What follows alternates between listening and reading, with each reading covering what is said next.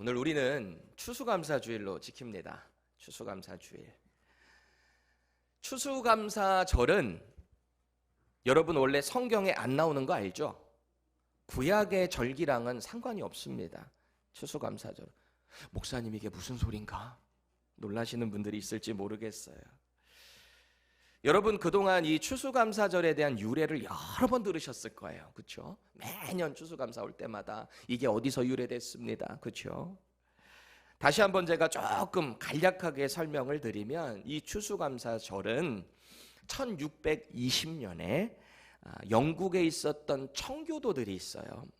영국 당시의 국교가 성공회인데 이 성공회에서 이 청교도들을 많이 핍박을 하다 보니까 이 네덜란드로 건너갔다가 이제 엘리자베스 여왕이 등극을 하니까 돌아오려고 하는데 받아주지를 않습니다. 그때 이제 메이플라워를 타고 이제 북대서양 이쪽을 향해서 이 대륙을 향해서 왔던 거죠.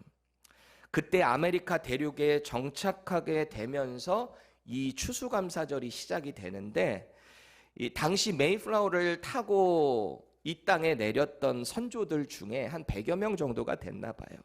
이 청교도들이 1년도 안 돼서 영양실조, 폐렴 같은 질병으로 반 이상이 죽습니다. 그리고 그 땅에 새로 정착을 했을 때 뭘 어떻게 하고 살아야 될지 모르잖아요. 그때 마침 기록에 의하면 이 아메리카 대륙에 있었던 원주민들 중에 알콘퀸족하고 모이칸족이 이 씨를 뿌리는 그 종자를 줍니다.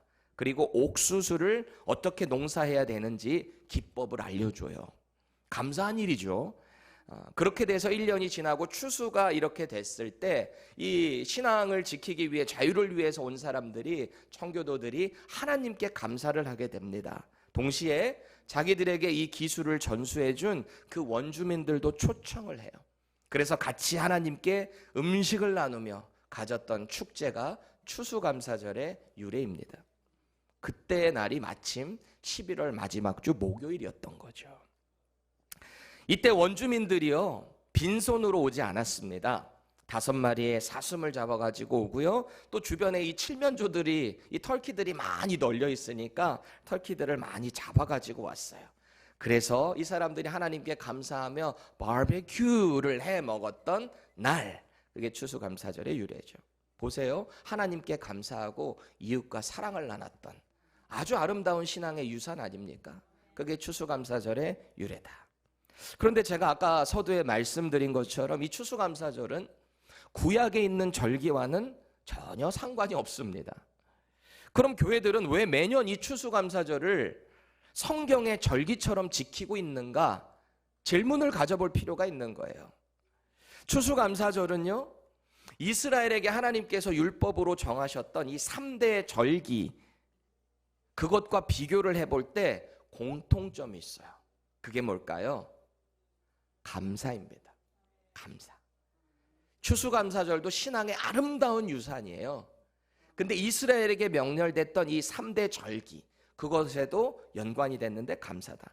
여러분, 구약이 제정한, 하나님께서 제정한 이스라엘 3대 절기 기억하세요? 제가 여러분들께 말씀드렸었는데 첫 번째 절기 뭐죠?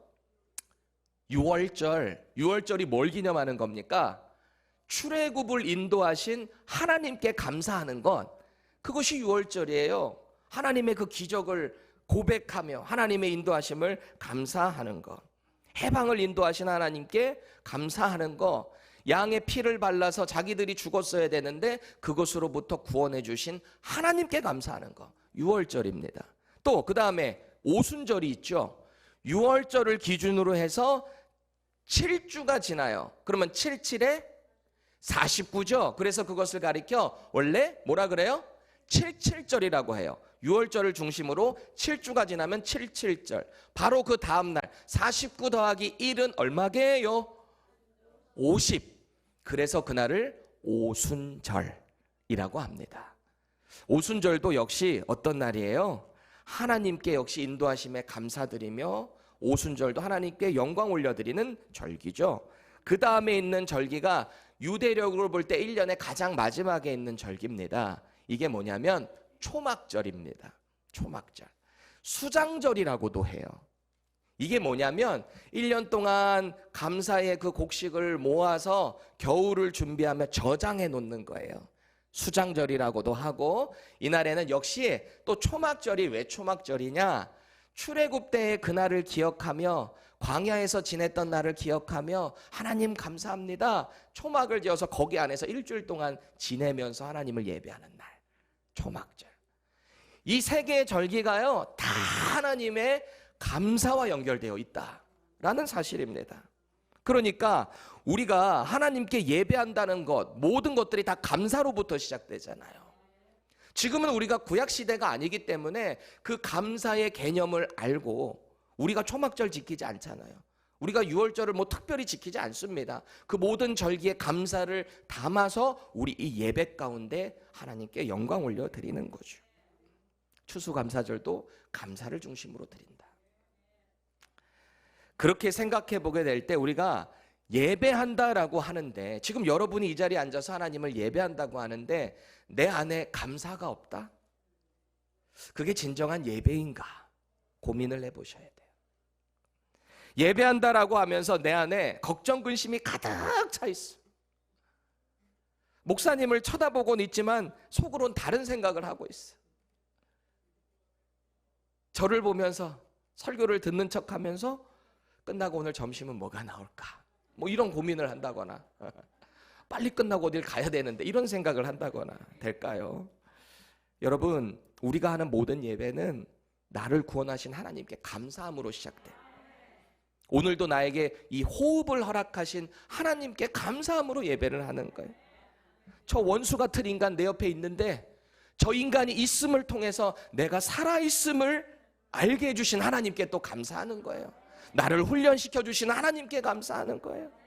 일이 잘 돼도 감사하는 거고요. 일이 안 되면 안 되는 대로 더 간절히 하나님께 기도할 수 있으니 그것도 감사하는 겁니다. 모든 것이 하나님께 감사한 거예요. 그게 우리 신앙인의 모습이어야 한다라는 겁니다. 저와 여러분들의 삶에 이런 감사가 날마다 넘쳤으면 좋겠어요. 제가 지난 2년 동안 목회하면서 추수감사절에 대한 특별한 설교를 한 적이 없었어요. 우리의 예배는 모두가 감사하기 때문에 따로 하지는 않았는데, 오늘은 특별히 하나님께서 우리에게 베풀어 주신 은혜에 대해서 감사를 하는 본문을 좀 정했습니다. 오늘 우리가 읽은 본문의 내용들 여러분 머리에 한번 떠올려 보세요. 너무 잘 알고 있는 이야기예요. 나병에 걸린 10명의 환자들이 예수님께 찾아왔어요. 그리고 예수님의 그 능력의 말씀에 힘입어 순종하여서 가는 길에 그 병이 나았어요. 기적적인 일이거든요. 여기서 말하는 이 나병이라는 것은요, 살이 썩어가는 문둥병일 수도 있고요, 한센병이라고도 하죠. 그거일 수도 있고, 아니면 그냥 또 다른 전염을 일으킬 수 있는 피부 질환으로 볼 수도 있습니다. 뭐가 됐던 간에 중요한 건 이 피부병 때문에 인생이 경험하는 아주 절망을 경험하고 있는 10명의 사람들을 오늘 예수님이 만나주셨다는 거예요.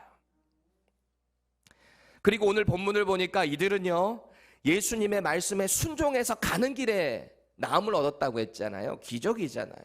얼마나 감사한 노릇이에요.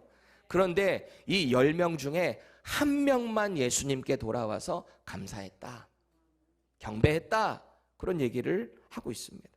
근데 이 돌아온 한 사람이 어디 출신이래요? 사마리아 출신. 우리 잘 알고 있죠.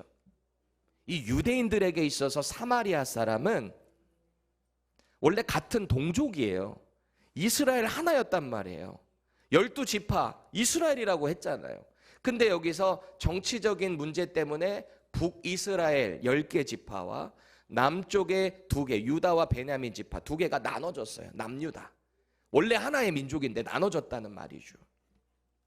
근데 문제는 북이스라엘이 망하는 BC 721년에 아수르가 침공을 해서 이 사람들을 초토화시켜 놓고, 거기 당시 수도가 사마리아였거든요.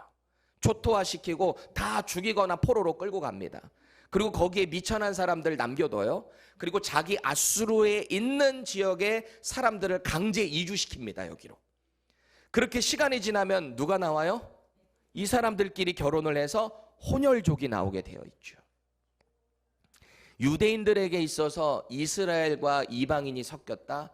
생각할 수 없는 일인 거예요. 이스라엘 사람들 입장에서. 그러니까 남유다 출신 사람들은 북이스라엘 그 사마리아 출신 사람들을 아주 경멸합니다. 근데 반대로 사마리아 사람들 입장에서도 한번 생각해 보세요. 니들이 뭔데 우리를 그런 식으로 받아들여? 니들 예루살렘에 있다고 니들만 그렇게 우리 무시하고 그러냐? 서로 관계가 안 좋아. 서로. 왜 우리도 그럴 때 있잖아요. 누군가가 막 잘나서 한 번, 두 번 얘기하면 와, 너 대단하다. 너 이렇게 하는구나. 근데 주구장창 너넨 이게 잘못됐고 이게 못됐고 너 이렇게 하면 안 되고 맨 부정적인 말만 쏟아놓으면 어떻게 되겠습니까? 이거 누가 좋아해요? 안 좋아하죠. 그렇게 유대인들과 이 사마리아인들은 서로 상종도 안 하는 관계에 처해버린 거예요. 근데 그 사마리아 지역을 유대인 출신인 예수님이 지나가시는 거예요. 누가복음 24장까지 되어 있거든요. 누가복음이. 근데 지금 우리가 17장 본문 보셨죠? 이 말씀의 흐름을 쭉 보면 이제 예수님이 십자가에 못 박히시는 그 사건으로 점점 가까이 가고 있구나, 이렇게 볼 수 있습니다. 다시 말해서 예수님이 지금 십자가의 그 사명을 가는 과정 가운데 거의 막바지 여정을 가고 있다, 이렇게 보면 돼요. 오늘 예수님이요, 이 사마리아 출신 나병 환자 한 명 껴있는 10명의 무리를 만나는 장소가 어디랍니까? 이 장소를 한번 보세요. 우리 본문 11절 같이 한번 읽겠습니다. 시작. 예수께서 예루살렘으로 가실 때에 사마리아와 갈릴리 사이로 지나가시다가. 아멘. 여러분, 제가 성경 읽을 때 시간, 장소 나오면 주목해서 보라 그랬죠. 그것을 기록한 목적이 있다고요. 기록한 저자가 장소를 얘기할 때는 뭔가의 흐름일 수도 있고 시간을 통해서 뭔가 메시지를 주고자 하신다는 거거든요. 자, 여기 보니까 언급되는 3개의 장소가 있습니다. 여러분 대답해 보세요. 어디 나와요? 장소. 예루살렘, 또 사마리아, 그리고요 갈릴리. 이렇게 3개의 지명이 나오고 있습니다. 이스라엘 지도를 이렇게 볼 때 이게 되게 신기하게 생겼어요. 점 하나 쭉 요단강 해서 밑에 사해 쪽 해가지고 이렇게 쭉 이렇게 이스라엘 지도가 이렇게 돼 있습니다. 그럼 북쪽부터 남쪽을 이렇게 쭉 살펴보게 될 때 예수님이 태어나신 곳이 어디죠? 예수님 어디서 태어나셨어요? 우리 다음 달에 이제 성탄절 오는데 말구유에서 태어나긴 하셨는데 어디 지역 말구유? 유다 베들레헴. 유다는 아까 어디 쪽에 있었다 그랬어요? 북에서 남을 볼 때 남쪽에 있습니다. 유다 땅. 아까 그랬잖아요. 남유다로 갈라지고 위에 북이스라엘이라 그랬잖아요. 유다가 이 남쪽에 있어요. 유다의 베들레헴이라는 작은 고을에서 예수님이 태어나셨어요. 남쪽이에요. 자, 그럼 아까 또 어떤 지역 나왔어요? 또 뭐라 그랬어요? 사마리아. 사마리아는 아까 어디라 그랬죠? 북이스라엘의 수도라 그랬죠. 그러면 남쪽이에요? 북쪽이에요? 북쪽입니다. 사마리아. 근데 이 사마리아보다 더 북쪽에 있는 땅이 어디냐면은 갈릴리입니다. 갈릴리. 예수님이 태어나신 곳은 남쪽 유다 베들레헴이었는데 태어나시고 나서 다시 이사를 올라가신 데가 어디예요? 북쪽에 있는 갈릴리예요. 왜냐하면 예수님의 부모님이었던 요셉과 마리아가 원래 갈릴리 지역에 있었어요. 근데 당시에 법령으로 모든 사람들 다 호적 조사를 하니까 자기가 태어난 곳으로 가야 되는 거예요. 그래서 예수님의 육적인 아버지였던 요셉이 원래 유다 지파 출신이거든요. 그러니까 유다 지역에 내려가서 베들레헴 자기 태어난 그쪽 고향으로 가서 호적 등본을 해야 했던 겁니다. 등본만 하고 다시 원래 고향으로 올라간 곳이 갈릴리다. 자, 그럼 여러분 생각해 보세요. 지도상으로 볼 때 북쪽과 남쪽, 맨 위가 아까 어디였다고요? 네, 잘 따라오고 계신 거죠? 음식 생각 조금만 하지 마시고 맨 위가 어디였다 그랬죠? 갈릴리. 그리고 밑에가 어디라 그랬어요? 사마리아. 그리고 남쪽에 유다, 베들레헴. 이렇게 돼 있다 그랬어요. 자, 보세요. 그런데 지금 11절 다시 띄워주세요. 예수님이 예루살렘으로 최종 목적지를 정하고 가셔야 돼요. 왜? 예루살렘에 산에 들인 공회가 있기 때문에 십자가에 돌아가시려면 여기 예루살렘으로 내려가셔야 돼요. 거기 성전이 있잖아요. 거기서 재판을 받으셔야 되니까. 근데 내려가는 과정으로 볼 때 아까 갈릴리, 사마리아, 유대가 원래 정상이에요. 근데 지금 뭐라 그래요? 예루살렘으로 내려가셔야 하는데 사마리아와 갈릴리는 이게 뭔가 순서가 거꾸로 됐죠. 지도상 원칙으로 본다면 어떻게 돼야 되냐면 예수님이 예루살렘으로 내려가실 때에 갈릴리와 사마리아를 거쳐 가시다가 이게 자연스러운 거예요. 근데 지금 반대로 얘기하고 있죠. 왜 그럴까요? 누가복음은 누가 기록했죠? 누가복음은 누가 기록했어요? 누가가 했습니다. 누가 기록했나? 누가복음은 누가가 했습니다. 누가가 이름이에요. 루크 이름입니다. 누가는 의사였습니다. 헬라인이었습니다. 이 사람이 예수님의 행적에 대해서 기록을 했어요. 이 사람이 유대인 출신이 아니어서 이스라엘 지명을 잘 몰라서 이 순서를 거꾸로 했을까요? 그렇지 않습니다. 분명한 의도가 있는 거예요. 복음서가 4개가 있죠. 마태복음, 마가복음, 누가복음, 요한복음. 왜 다른 서신서들은 하나씩 돼 있는데 왜 이 예수님에 대한 이야기만 4개로 돼 있을까요? 그만큼 중요한 거예요. 그만큼 핵심인 거예요. 그래서 4명의 사람들의 관점과 그 사람들의 기질과 성향을 그대로 적용해서 성령의 감동하심으로 예수님이 누구신가? 그분이 우리에게 어떤 일을 행하셨는가? 우리는 어떻게 살아가야 하는가? 그것이 복음서마다 기록이 되어 있는데 이 루크 같은 경우에는 질이 정확히 알고 있어요. 그럼에도 불구하고 순서상 예수님이 여기를 방문하셨다가 올라가셨다가 다시 내려가야 되는 요거를 이야기를 의도적으로 하고 있는 겁니다. 우리가 누가복음 17장 보고 있는데 앞선 13장부터 17장까지 보면 요단강을 중심으로 동편에 있는 베레아라는 지역에서 사역을 하셨어요. 지금 이 스토리가. 그 와중에 이제 요한복음으로 이제 비교해 가면서 봐야 되거든요. 이게 순서대로 막 기록된 게 아니니까 나머지 순서들을 이렇게 보면은 요한복음 11장에 유다 땅에, 이 남쪽 유다 땅에 예수님과 가까이 지냈던 가정이 있어요. 나사로라고 하는 사람이 있습니다. 그 위에 누이들이, 그 밑에 누이들이 있는데 누구예요? 마르타 하고 메리아 이렇게 있어요. 이렇게 3남매가 있는데 이 나사로가 죽었다는 거예요. 병들었다는 거예요. 그 소식을 듣습니다. 근데 예수님이 이 유대 땅에 가서 그 사람에게 다시 가서 일으켜 세웁니다. 나사로를 살려요. 근데 그 이후에 예수의 메시아 되심, 예수님이 선포하시는 그 내용들을 보면 유대인들의 입장에선 받아들이지 못하는 이야기들. 자신이 하나님의 아들이라 그러고, 그리고 율법을 뭔가 어기는 것처럼 보여요. 율법을 주신 분이 하나님이신데 예수님은 곧 하나님이시거든요.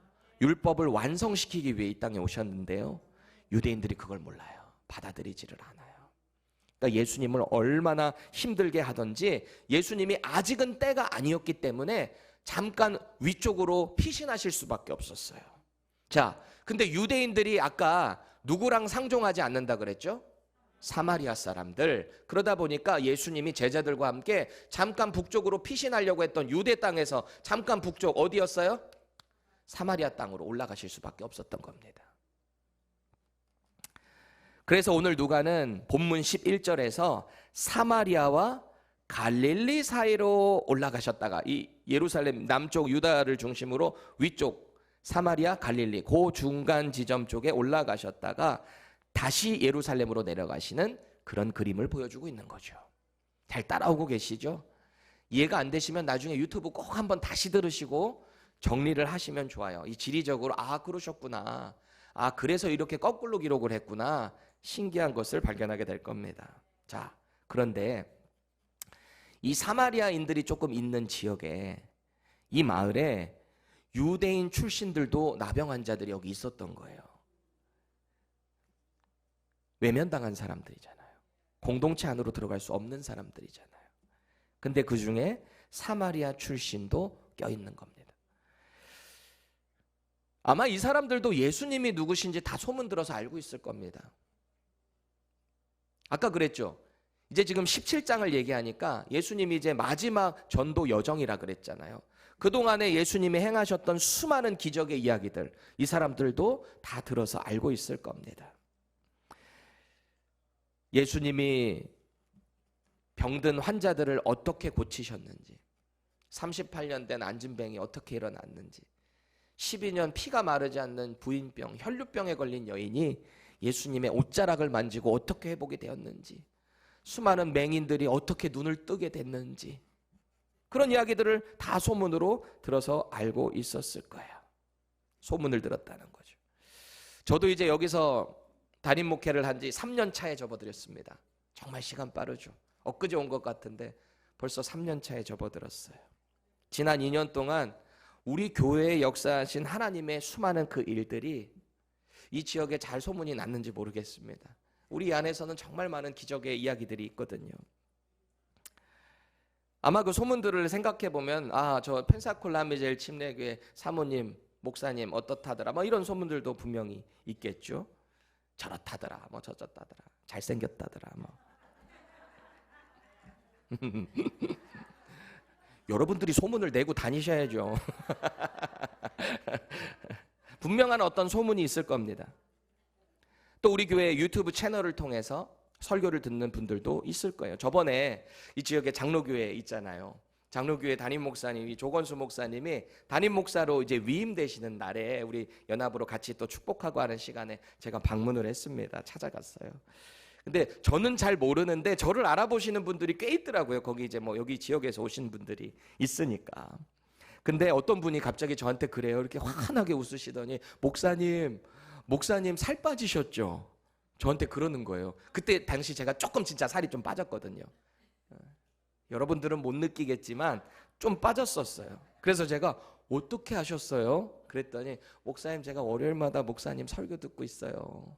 다른 교회 성도님인데. 근데 보다 보니까 목사님 살이 빠지신 것 같더라고요. 그 얘기를 하시는 거예요. 이게 다 소문으로 가능한 거 아니겠습니까?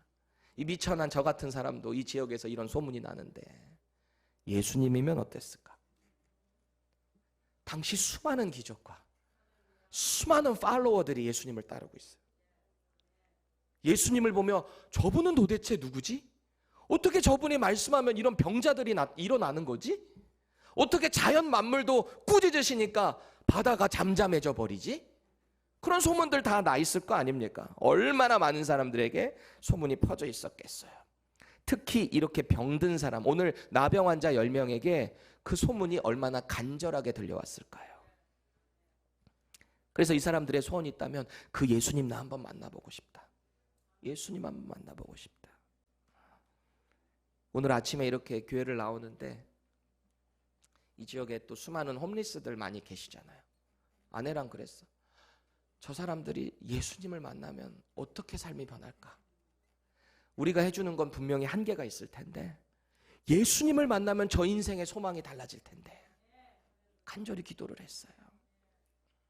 병든 사람에게 있어서 소원이 뭐겠어요? 병 낫는 거. 오늘 이 10명의 사람들도 마찬가지예요. 그래서 이 나병 환자들이 이 지역에 예수님이 오셨다는 소문을 딱 듣고 예수님께 찾아간 거예요. 원래 이 사람들 나병 환자들은요, 믿음의 공동체, 이스라엘 공동체 안으로 못 들어와요. 왜? 부정하니까, 옮기니까, 율법적으로 가까이 올 수가 없어요. 그러니까 이 사람들이 멀리서 어떻게 해요? 12절, 13절 우리 세 번역으로 읽어보겠습니다. 시작. 예수께서 어떤 마을에 들어가시다가 나병 환자 10사람을 만나셨다. 그들은 멀찍이 멈추어 서서 소리를 높여 말하였다. 예수 선생님, 우리를 불쌍히 여겨 주십시오. 멀리서, 가까이 볼까? 멀리서, 예수 선생님, 우리 좀 불쌍히 여겨 주세요. 소망을 만난 거 아닙니까? 여러분, 이 사람들이 왜 이렇게 목소리를 목 놓아서 이렇게 예수님께 외쳤을까요? 선생님. 아직 예수님이 누구신지 몰라요. 메시아인지 몰라요. 레바이. 그냥 선생님이라고 부르고 있어요. 아마도 이들은 그동안의 모든 소문들을 들어서 자기들도 예수님을 만나면 달라질 수 있다라는 확신을 가졌던 것 같아요. 그러니까 이 사람들이 지금 다른 사람 눈치 볼 때가 아닙니다. 아마도 이들은 나병 환자니까, 피부병을 갖고 있으니까 그 무리 안으로 못 가잖아요, 가까이. 아마 예수님을 따르는 많은 팔로워들이 가까이 못 하게 했을 거예요. 저리 가! 요 어디라고 와! 분명히 그랬을 겁니다. 율법으로도 부정하고 공동체 안으로도 못 들어와요.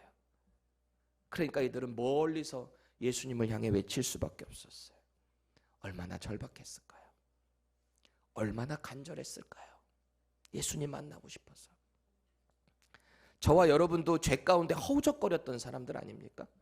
여전히 허우적거리는 사람들 아닙니까? 우리가 이 회개의 외침을 하나님 앞에 나아가서 부르짖을 때 얼마나 간절히 부르짖었습니까? 저 얼마나 많이 부르짖었는지 모르겠어요. 예수님의 십자가가 나를 위한 게 믿어졌을 때 엉엉 울었어요. 부모님의 하나님이 나의 하나님이 되는 그 순간에 얼마나 많은 회개를 외쳤는지 모르겠어요. 주변 사람들 알게 모여 눈물을 흘리고 콧물이 걸려가지고 대롱대롱 왔다 갔다 하는데도 하나님 감사해요. 잘못했어요. 그 십자가 앞에 죽었던 우리의 영혼에 우리 예수님이 찾아오신 거잖아요. 그리고 우리에게 새 생명을 불어넣어 주셨잖아요. 여러분 매일매일 예수님을 얼마나 간절히 찾으십니까? 그 예수님이 내 안에 계시면 우리의 인생이 어떻게 바뀔까요? 우리의 육체의 병이 문제입니까? 이깟 거. 이거 썩어서 나의 죽으면은 이제 땅으로 묻히면 그만인 거. 제일 중요한 게 뭐예요? 이 육신이 아니라 내 속에 있는 나의 영혼. 나의 영혼의 구원을 위해 하나님께 얼마나, 예수님의 십자가 앞으로 얼마나 부르짖고 계십니까? 예수님을 만나 내 안에 마음의 평강이 찾아오잖아요. 인생의 모든 문제가 해결돼요. 해결된다는 게 우리 인간적인 이치의 해결을 말하는 게 아니에요. 당장은 안 풀릴 수 있어요. 지금 엄청난 빚더미에 떠앉아 있어서 하나님께 기도하면 하나님이 얘 따먹어라 하고 그거 딱 주시는 게 아니라고요. 여전히 힘들 수 있어요. 그런데 우리의 마음의 평강이 찾아오니까 그 이후에 어떻게 해나가야 될지에 지혜를 허락하신다라는 겁니다. 열심을 허락하시는 거예요. 그렇게 인생의 문제가 해결돼요. 오늘 예수님은 이 나병 환자들에게 응답을 해주십니다. 우리를 불쌍히 여겨주세요라고 하는 이 나병 환자들에게 말이죠. 근데 그 방법이 좀 독특해요. 병 좀 낫게 해달라고 하는데 처방이 독특하다고요. 자, 14절 우리 세 번역으로 다시 봅니다. 시작. 예수께서는 보시고 그들에게 말씀하셨다. 가서 제사장들에게 너희 몸을 보여라. 그런데 그들이 가는 동안에 몸이 깨끗해졌다. 아멘. 누가복음 5장에서는요. 병 낫기를 간절히 구하며 무릎 꿇은 나병 환자에게 어떻게 하셨냐면 예수님이 직접 손을 얹으셨어요. 여기는 터치를 하셨단 말이에요. 근데 오늘 이 본문의 나병 환자들에게는 어떻게 해요? 말씀으로만 선포하십니다. 그런데 이 말씀에는 믿음이 필요했어요. 예수님이 만져주시면 뭔가 터치가 있으니까 좀 직접적으로 느낄 수가 있잖아요. 근데 지금은요, 그냥 말씀으로만 제사장에게 가서 몸을 보이랍니다. 생각해 보세요. 지금 이 10명의 사람들이 주님의 명령을 받고 제사장에게 가는 동안에 깨끗함을 입었거든요. 이게 무슨 말이냐면은 제사장에 가서 몸을 보여라라고 하는 이 말씀하시는 순간에는 병이 있어요, 없어요? 여전히 있어요. 상황이 변한 게 없어요. 근데 여러분 생각해 보세요. 병이 아직 안 나았는데 제사장에 가서 몸 보여서 저 다 낫습니다. 저 이제 정결해졌습니다. 옛 따위로만 똑같이 지금 병 있는데 뭐가 병이 나았어? 오히려 꾸지람 듣고 쫓겨나지 않겠습니까? 안 나은 상태에서 제사장에 가서 몸을 보이라는데 당연히 믿음이 필요하죠. 안 나은 상태에서 가야 되는 그 길인데 순종이 필요한 거 아니겠습니까? 이 사람들이 그 제사장에게 가는 동안에 병고침을 받고 나서 얼마나 기적을 경험했어요? 얼마나 감사가 넘쳤겠어요? 그런데 문제는 이 사람들이 그 병고침을 해준 예수님께 다시 나아가지를 않아요. 우리도 마찬가지 아닐까요? 우리도 살아가면서 얼마나 수많은 은혜를 하나님으로부터 받습니까? 예수님을 믿는 믿음으로 우리가 하나님의 자녀가 됐다는 그 사실 하나로 끝나는 거 아니에요? 그런데 이 감사의 내용들이 우리의 일상으로 돌아가는 순간 차차 사라져요. 은혜의 감사들이 말이죠. 그래서 제가 가만히 생각을 해보니까 신앙생활에 있어서 중요한 것 중에 하나가 뭐냐면 내 입술에 얼마만큼의 감사가 하나님께 있는가. 이게 중요한 것 같아요. 지금 예수님이 하시는 말씀 17절에서 19절을 조금 더 생동감을 살려가지고 우리 현대인의 성경으로 읽어보겠습니다. 시작. 이때 예수님은 10사람이 다 깨끗하게 되지 않았느냐? 그런데 9은 어디 있느냐? 이 이방인 외에는 하나님을 찬양하러 돌아온 사람이 없단 말이냐? 하시고 그에게 일어나 가거라. 내 믿음이 너를 낫게 하였다. 하고 말씀하셨다. 아멘. 여기서 우리가 주목해야 될 부분이 있습니다. 육체의 구원과 영혼의 구원이라는 게 있어요. 보세요. 나병 환자 나머지 9명을 생각해 보세요. 이 사람들도 이 육신의 질병이었던 이 나병으로 얼마나 인생의 절망을 경험했습니까? 죽은 사람처럼 살았을 거 아니에요. 근데 이 병이 딱 나음을 얻었을 때 이 사람들은 육신의 구원을 얻었던 거예요. 그렇죠? 그런데 지금 예수님은 유대인인 그 사람들, 그리고 예수님도 유대인 출신이잖아요. 근데 지금 자기를 찾아온 한 사람은 어디 출신이라 그랬어요? 사마리아인. 지금 뭐라 그래 예수님이? 이방인보다 낫지 않아요. 사마리아인도 원래 동족이라니까요. 근데 예수님조차도 이 이방인.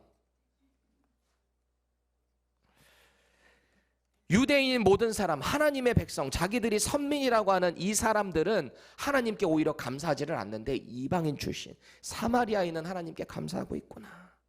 나에게 나아왔구나. 그 말씀을 하세요. 가장 중요한 구원의 영역인 영혼의 구원을 나머지 9명은 구하지 않았어요. 이 한 사람만 주님께 나온 거예요. 저와 여러분은 어떠신가요? 우리가 너무 지치고 힘들 때 우린 이래요. 하나님 도와주세요. 하나님 제발 저 좀 살려주세요. 이번 것만 하나님 해결해 주시면 제가 하나님 위해 내 평생을 바치겠습니다. 저 하나님과 영원히 함께 하겠습니다. 교회 열심히 섬기겠습니다. 여러분 어떤 신앙의 고백들 했습니까? 그런데 진짜 기적적으로 그 문제가 딱 해결됐어. 내 건강이 회복됐어. 나의 물질이 회복됐어. 인간과의 관계가 회복됐어. 그리고 나서 여러분 시간이 좀 지나면 어때요? 입을 쓱 닦아요. 내가 노력해서 된 거지 뭘 하나님이 하셔. 수고한 자야 인생을 즐겨라. 교회는 무슨. 어떠신가요? 꼭 기억하세요. 오늘 이 나병에서 해방을 얻은 이 사람, 나머지 9명도 하나님이 허락하신 그 은혜를 체험한 사람들이에요. 보편적인 은혜. 우리가 잘 몰라서 그렇지 지금 우리가 살아가는 모든 환경을 하나님이 조성하신 거거든요. 이게 성경이 그렇게 말하고 있거든요. 이게 보편적인 은혜입니다. 여기서 교회 안 다닌다고 숨 못 쉬는 사람 있나요? 여기만 숨 쉬고 나가면 막 이런 사람 있어요? 없어요. 우리 다 숨 쉬어요. 우리 모든 사람이 하나님이 창조하신 바다, 이 아름다운 펜사콜라 비치 얼마나 아름답습니까?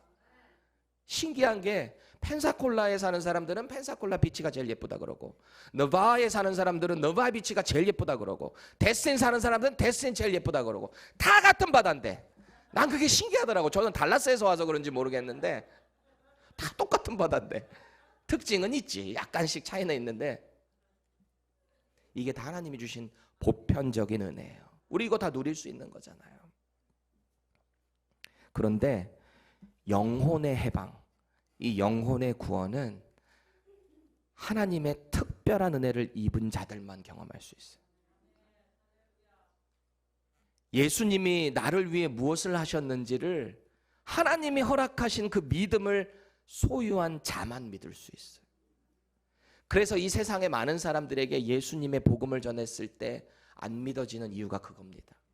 하나님의 은혜가 그 가운데 있어야 그 믿음이 있는 거거든요. 오늘 이 사마리아인의 행동을 보세요. 먼저 말씀에 순종함으로 병 나음을 경험했잖아요. 경험하자마자 어떻게 해요? 큰 소리로 하나님께 영광을 올려드립니다. 제사장에게 가는 길에 몸이 나무롭고 하나님께 큰 소리로 영광을 올려드렸어요. 그리고 그 은혜를 허락하신 예수님께 다시 돌아간 거예요. 이 한 사람만. 그리고 예수님을 찾아가서 어떻게 합니까? 예수님의 발 앞에 엎드려요. 엎드렸어요. 그리고 뭐 했대요? 감사하니. 엎드리고 뭐 했대요? 감사하니. 이 감사하니라고 번역된 헬라어 한번 보세요. 유카리스테오라고 하는 단어인데 감사를 표현하다. 그리고 또 뭐예요? 은혜를 말하다. 이게 유카리스테오. 지금 이 나병 환자 돌아온 사마리아 출신이 유카리스테오를 하고 있는 거예요. 감사를 표현하고 있는 거예요. 은혜를 표현하고 있는 겁니다. 예배의 시작은 감사의 표현이에요. 나에게 행하신 하나님이 하신 그 놀라운 일들, 예수님이 나를 위해 행하신 그 일에 감사하고 감격하는 거예요. 유카리스테오. 우리의 온 마음과 정성으로 하나님께 감사하는 거예요. 이건 비단 우리가 이런 뭐 음식 오늘 바리바리 만들어 오시고 과일 놓으시고 헌금 놓으신 이런 것만 얘기하는 게 아닙니다. 내게 허락하신 이 몸과 내게 허락하신 시간과 나에게 허락하신 구원의 모든 것들께 감사하며 하나님의 영광을 위해 살아가는 거예요. 우리의 삶이 예배가 돼야 되는 거예요. 삶이 예배가 되면 자연스럽게 교회 공동체 안에서 주님을 섬기게 돼 있어요. 교회 안에서 봉사하게 되어 있습니다. 제가 유명한 예화 하나 드리고 말씀을 마치려고 합니다. 이미 많은 분들이 알고 계실 수 있을 것 같아요. 신앙생활 오래 해오며 이 추수감사절의 예화를 많이 들으셨을 테니까. 그래도 들으세요. 1860년 9월에 유람선 하나가 미시간호에 침몰이 됐습니다. 다행히도 그 배에는 대학 선수, 이 수영 선수 출신인 스펜서라고 하는 사람이 있었어요. 그래서 이 사람이 자기 목숨을 걸고, 아무리 수영 선수라고 해도 다른 사람 생명 살리는 게 쉽지 않잖아요. 그런데 목숨을 걸고 17명을 구해냅니다. 이후에 이 사건이 얼마나 크게 이게 장식을, 신문에 장식들을 했었는지 그 지역에서도 영웅으로, 미국 전역에서 영웅으로 막 떠받들었대요. 근데 훗날에 사람들이 이 스펜서라고 하는 사람에게 질문을 합니다. 그때 구출됐던 17명의 사람들 중에 몇 명이나 찾아와서 감사를 표했습니까? 놀라운 사실은 이 스펜서라는 분이 하신 말씀은 어린 소녀 1명밖에 없었습니다. 그래요. 여러분, 나머지 구조받았던 사람들은 왜 찾아와서 감사하지 못했을까요? 자신을 구해준 사람이 누군지, 어디 사는지 몰라서 그랬을까요? 아니요. 신문에 대문짝만하게 나왔는데요. 이름도 나왔는데요. 얼마든지 수소문하면 찾아갈 수 있었는데요. 왜 못했을까요? 이 사람들은 그때의 감사의 은혜를 잊었어요. 내가 운이 좋아서 그랬지. 착각했을지도 모릅니다. 확실한 건 이 사람들은 감사할 줄 모르는 사람들이었어요. 감사는 아까 어떻게 한다 그랬어요? 유카리스테오. 표현하는 거예요. 마음으로만 하는 게 아니라 표현하는 거예요. 사실 이 스펜서라고 하는 당시의 청년은 자기 눈에 보이는 당장 구할 수 있는 사람들만 구했던 거예요. 어떻게 다 못 구하잖아요. 인간인데 어떻게 다 구합니까? 물론 그것만 해도 숭고한 희생 정신입니다. 그런데 우리 예수님을 한번 생각해 보세요. 온 인류를 구원하시겠다고 당신의 생명을 십자가에 내 던지셨어요. 죄가 없으신 분인데 온갖 모욕과 수모 다 당하시고 침뱉음 당하시고 뺨도 맞으시고, 뺨도 이게 아니에요. 손바닥으로 때리는 거예요. 더 치욕적인 거거든요. 온갖 피를 다 쏟으시고 십자가에서 죽으신 우리 예수님, 그분은 온 인류를 살리시기 위해 죽으신 분이십니다. 그런데 우리는 이 은혜를 경험했음에도 불구하고 인생 가운데 자꾸 이걸 까먹어요. 왜 우리는 인생에 어떤 문제가 생길 때마다 이때만 하나님 잠깐 찾았다가 좀 회복되면 돌아가는 걸까요? 왜 자꾸 이 은혜에 대한 감사가 줄어들까요? 꼭 기억하세요. 내가 구원받아 하나님의 자녀가 된 거, 또 내가 예수 그리스도를 믿는 크리스천으로 살아간다라는 거, 다 십자가의 은혜입니다. 은혜를 받았으면 표현하셔야 돼요. 감사하셔야 돼요. 저와 여러분들의 입술이 날마다 이 감사가 넘쳤으면 좋겠어요. 예수 그리스도의 십자가의 은혜에 감사하세요. 오늘도 우리의 삶을 인도해 주시고 이 말씀 가운데 우리에게 깨달음을 주시는, 지도해 주시는 성령 하나님께 감사하세요. 그리고 우리를 자녀 삼아 주신 성부 아버지 하나님께 감사하세요. 저와 여러분들의 인생에 날마다 이런 감사의 제목들이 넘치게 되기를 축원합니다.